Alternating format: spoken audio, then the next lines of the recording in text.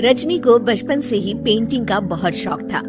वो हमेशा से ही पेंटर बनना चाहती थी, पर उसके माँ और पिताजी ने उसको कभी भी इस चीज के लिए सपोर्ट नहीं किया और उसकी शादी नीरव से हो गई। नीरव रजनी को बहुत प्यार करता था, पर रजनी हमेशा चुपचाप ही रहती। वो इस शादी से खुश नहीं थी। वो ये शादी नहीं करना चाहती थी। उसे तो हमेशा से पेंटर जो बनना था। अपने इस सपने को वो नहीं पूरा कर पाई, इसलिए वो हमेशा उदास रहती थी। रजनी, बहुत ही बढ़िया फिल्म लगी है, कल देखने चले? नहीं जी, कल मुझे बहुत काम है, मैं नहीं जा पाऊंगी। अच्छा तो कोई बात नहीं, संडे को चलते हैं। देखिए, मुझे फिल्म देखना पसंद नहीं है। आपको जाना है तो चले जाइए। नीरव को मना करके रजनी वहाँ से चली जाती है और अपने बैग को खोलकर उसमें बंद पड़े ब्रश और कलर्स को देखकर रोने लगती है। रजनी, चलो ना कहीं बाहर खाने चलते हैं, कुछ तुम्हारी पसंद का। जी, मुझे नहीं जाना, मेरी तबीयत ठीक नहीं है। रजनी वहाँ से चली जाती है। नीरव को समझ नहीं आता कि रजनी उससे इतना दूर क्यों रहती है। वो जब भी उसके साथ वक्त बिताना चाहता है, रजनी कोई ना कोई बहाना बना देती है। एक दिन घर पर कोई नहीं था। रजनी घर का सारा काम जल्दी से खत्म कर लेती है। घर पर अकेले होने के कारण वो सोचती है कि वो आज पेंटिंग करेगी। वो अपने कमरे में जाकर पेंट ब्रशेस और कलर्स निकालकर जैसे ही कलर मिक्स कर रही होती है कि दरवाजे पर बेल बज जाती है। अब कौन आ गया इस वक्त? इतनी मुश्किल से तो मुझे पेंट करने का मौका मिला है। रजनी दरवाजा खोलती है तो उसकी सास अपनी सहेलियों के साथ खड़ी होती है और सब घर के अंदर आ जाते हैं। अरे बहू, सबको शरबत बनाकर पिला दे, बाहर तो बड़ी गर्मी है। जी। रजनी पेंट ना कर पाने से उदास हो जाती है। उसे गुस्सा भी आ रहा होता है कि उसने इस शादी के लिए हाँ क्यों कह दी।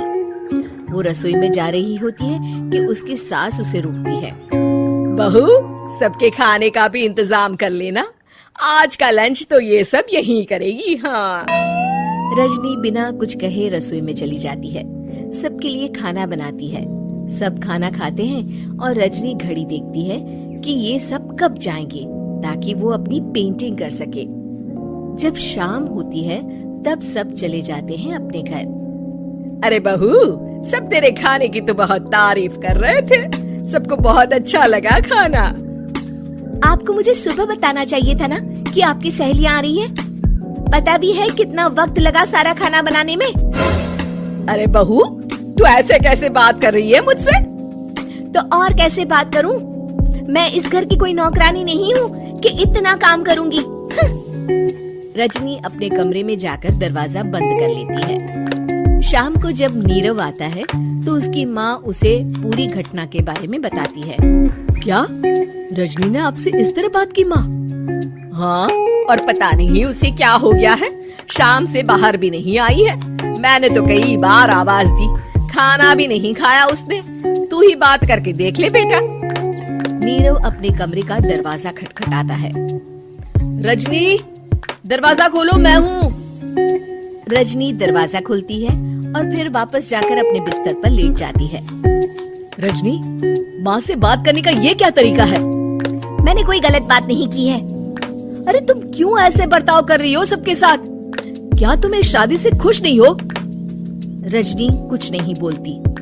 अरे बताओ मुझे रजनी, क्या ये शादी तुम्हारी मर्जी के खिलाफ हुई है?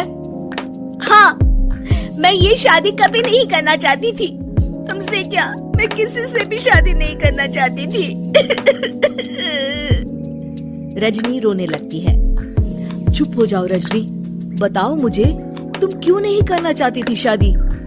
रजनी बेड के नीचे से अपने पेंटिंग्स, कलर्स, ब्रश, पेपर्स निकालती है। इतने में उसकी सास भी कमरे में आ जाती है। ये देख रहे हो, ये थे मेरे सपने। मैं पेंटर बनना चाहती थी, पर माँ पापा ने कभी सपोर्ट नहीं किया और मेरी शादी करवा दी। मेरे सारे सपने टूट गए। हर वक्त बस गुस्सा आता रहता है मुझे। मैं जानती हूँ कि आप लोगों की इसमें कोई गलती नहीं है, पर मैं क्या करूं, मुझे समझ में नहीं आता।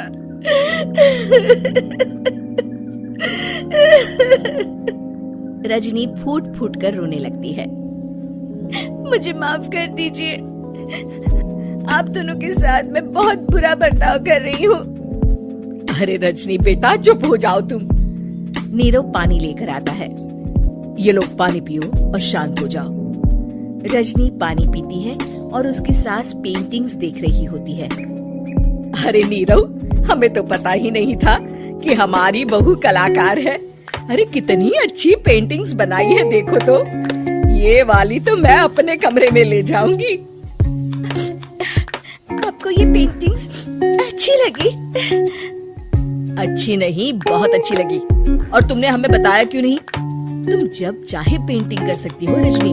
हम तुम्हारे सपनों को पूरा करने में तुम्हारा पूरा साथ देंगे। हाँ बेटा, हम कला की कद्र करते हैं। हम कलाकार तो नहीं, पर मुझे गर्व है कि मेरी बहू एक कलाकार है। रजनी, नीरव और सास तीनों हंस पड़ते हैं।